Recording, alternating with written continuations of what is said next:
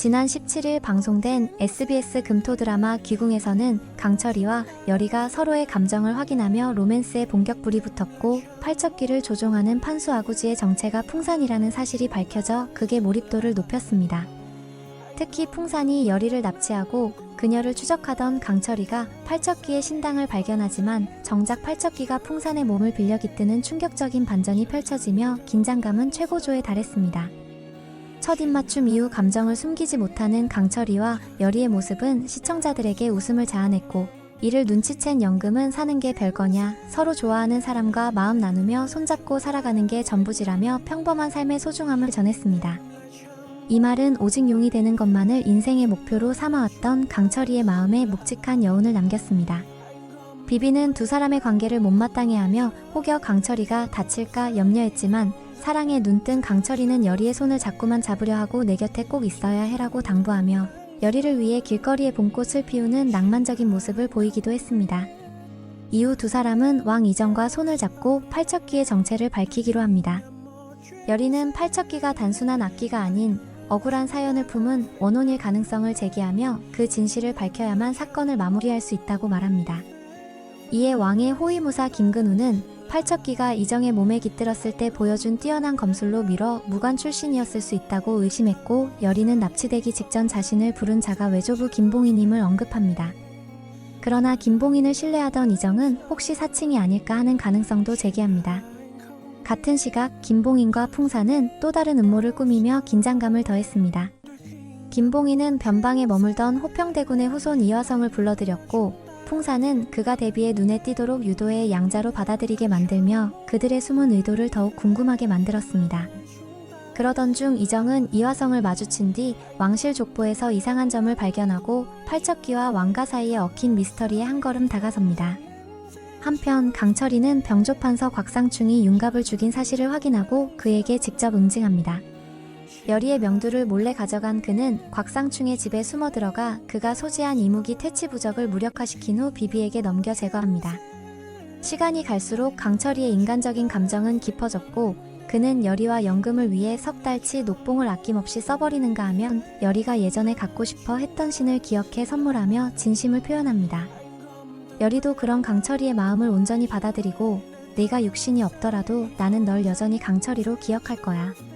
몸주신으로 널 섬기는 것이 오랜 세월 널 지켜준 너에게 대한 내 보답이자 진심이야 라고 고백하며 윤갑이 아닌 강철이 자체를 사랑하고 있음을 분명히 밝혔습니다. 이와 동시에 팔척귀의 과거에 얽힌 비밀도 하나둘씩 드러납니다.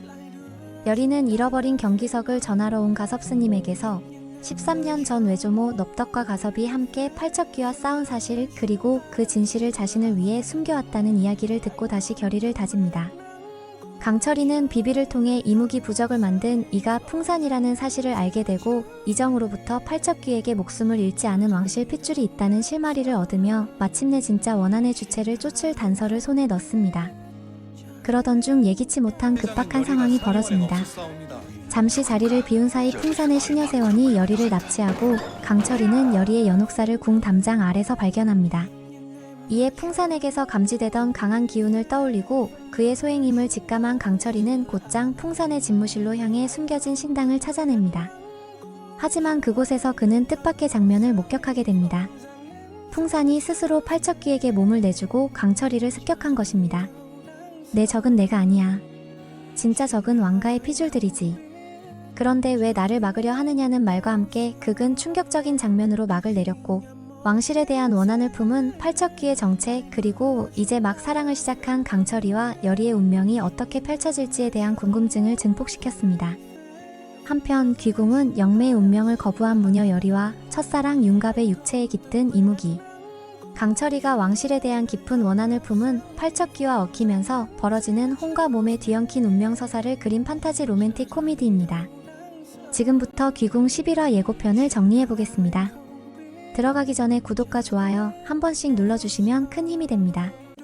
이번 예고에서는 팔척귀의 정체가 조금씩 윤곽을 드러내기 시작했는데요. 먼저 가섭스님이 의미심장한 한마디를 합니다. 팔척귀가 그렇게 사라졌다는 것도 이상하다고 말이죠. 단순한 악귀가 아니기에 갑작스런 실종은 뭔가 숨겨진 진실이 있다는 뜻입니다. 이어지는 장면에선 왕 이정이 호위무사에게 묻습니다. 풍산의 신당이 어디 있느냐고요? 이정은 직접 풍산의 신당을 찾아가지만 그곳엔 아무도 없습니다. 기운도 사람도 사라진 자리. 그 공간 자체가 불길한 침묵으로 가득합니다. 다음 장면에선 여리가 강철에게 조심스럽게 묻습니다. 정말 내가 하늘에서 떨어지던 날 놈이 태어났단 말이야? 강철은 말없이 고개를 끄덕입니다. 그의 표정에는 깊은 죄책감이 깃들어 있죠. 팔척기는 강철이 하늘에서 추락한 그날 땅 위에 남겨진 또 다른 어둠일지도 모릅니다. 이후 강철은 왕가의 실록을 훑어보며 의미심장한 말을 덧붙입니다. 팔척기가 원한을 품은 이는 바로 이자겠구나. 이친 왕족 기록에서조차 지워진 존재. 그 인물이 팔척기와 연결된 실마리가 될 가능성이 큽니다. 이정은 말합니다. 열흘 뒤 용담골로 향할 것이다. 그곳에서 팔척기의 정체를 밝히겠다고요. 왕가의 죄, 숨겨진 혈통, 그리고 귀신의 분노. 모든 것이 용담골에서 충돌할 조짐입니다. 다음 장면에서 여리는 강철에게 말합니다. 난 더 이상 보호받을 필요 없어. 이젠 네가 내 경기석이야. 강철, 네가 곁에 있는 것만으로도 나는 괜찮아.